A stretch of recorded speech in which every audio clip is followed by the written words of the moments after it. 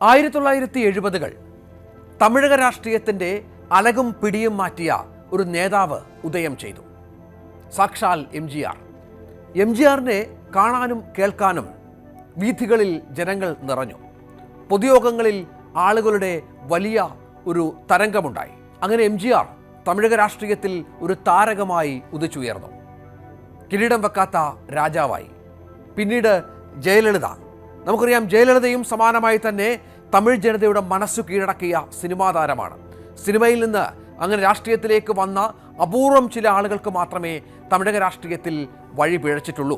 അതിലൊരാൾ കമൽഹാസനാണ്. നമുക്കറിയാം, കമൽഹാസൻ്റെ മക്കൾ നീതി മയ്യം വലിയ രാഷ്ട്രീയ പാർട്ടിയായി ഉദയം ചെയ്തു.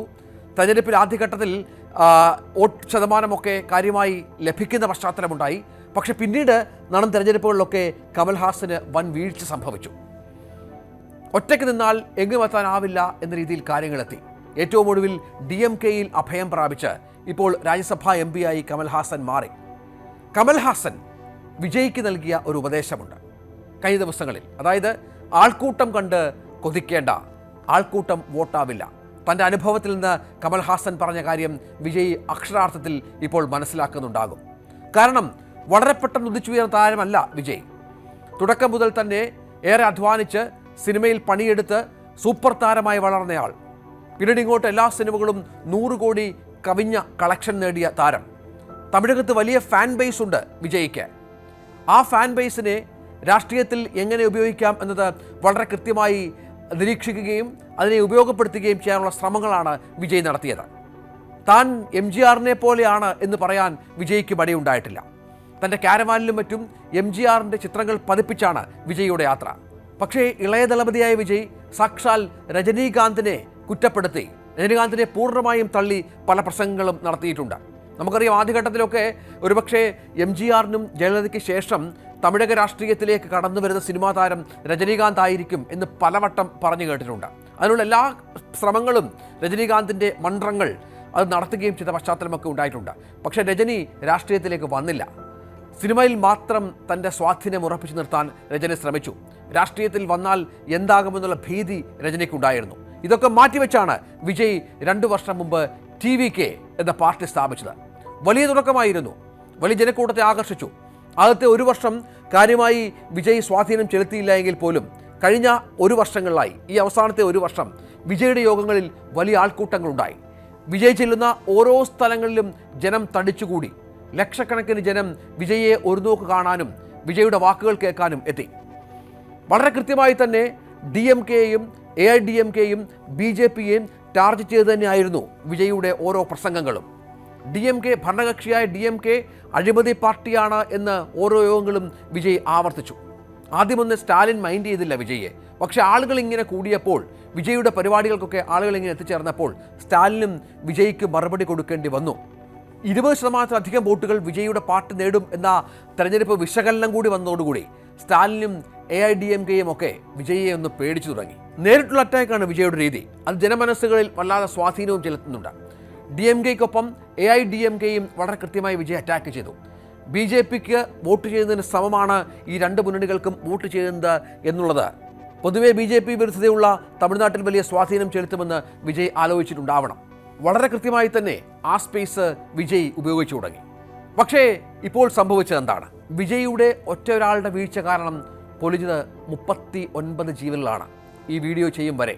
ഇനിയും മരണസംഖ്യ ഉയർന്നേക്കാം ഒരു പക്ഷേ അപ്പോൾ അത് പൂർണ്ണമായും ഒരു രാഷ്ട്രീയക്കാരൻ്റെ നയ രീതിയിൽ കൈകാര്യം ചെയ്യാൻ വിജയ്ക്ക് സാധിച്ചില്ല. അവിടെ വലിയ പരാജയം സംഭവിച്ചു. ഈ സംഭവം നടന്നതിന് തൊട്ടു പിന്നാലെ വിജയ് ഈ സ്ഥലം വിടുകയാണ്. നേരെ ചെന്നൈയിലേക്ക് പോകുന്നു. അവിടെ മാധ്യമങ്ങളോട് സംസാരിക്കാതെ അടച്ചിട്ടിരിക്കുന്നു. ഒരു പ്രസ്താവന മാത്രം ഇറക്കുന്നു, തൻ്റെ ഹൃദയം വേദന കൊണ്ട് നിറയുകയാണ് എന്ന്. പക്ഷേ ആ പ്രസ്താവന തമിഴ് മക്കളുടെ മനസ്സിലേറ്റ ആഴത്തിലുള്ള മുറിവ് ഉണക്കുമോ? സാധ്യതകൾ വളരെ കുറവാണ്. കാരണം സ്ത്രീകളും കുട്ടികളും അടക്കമാണ് മരിച്ചു വീണത്. ഒരു പരിപാടിയിൽ പങ്കെടുക്കാനായി 11 മണിക്ക് എത്തുമെന്ന് പറയുന്നു. മണിക്കൂറുകൾ നീളുന്നു. 7 മണിയാകുന്നു, 7:45 ആവുന്നു. ഇത്രയധികം ജനങ്ങൾ അവിടെ തടിച്ചുകൂടി നിൽക്കുകയാണ്. വിജയെ കാണാനും വാക്കുകൾ കേൾക്കാനുമൊക്കെ കടുത്ത ചൂടുണ്ട്. ഒപ്പം വെള്ളം കിട്ടാതെ, ആഹാരം കിട്ടാതെ ഗർഭിണികളും കുഞ്ഞുങ്ങളും കുഴഞ്ഞു വീഴുകയാണ്. വളരെ പെട്ടെന്ന് മറക്കാവുന്ന സംഭവമല്ല ഇത്. അവിടെയാണ് വളരെ കൃത്യമായി DMK സർക്കാർ ആ ഗ്യാപ്പ് മുതലെടുക്കുകയും വളരെ പെട്ടെന്ന് തന്നെ MK സ്റ്റാലിൻ അവിടെ വരുന്നു. ക്യാബിനറ്റ് യോഗം ചേരുന്നു. ചീഫ് സെക്രട്ടറി അധ്യക്ഷതയിൽ 10 ലക്ഷം രൂപ നഷ്ടപരിഹാരം പ്രഖ്യാപിക്കുന്നു.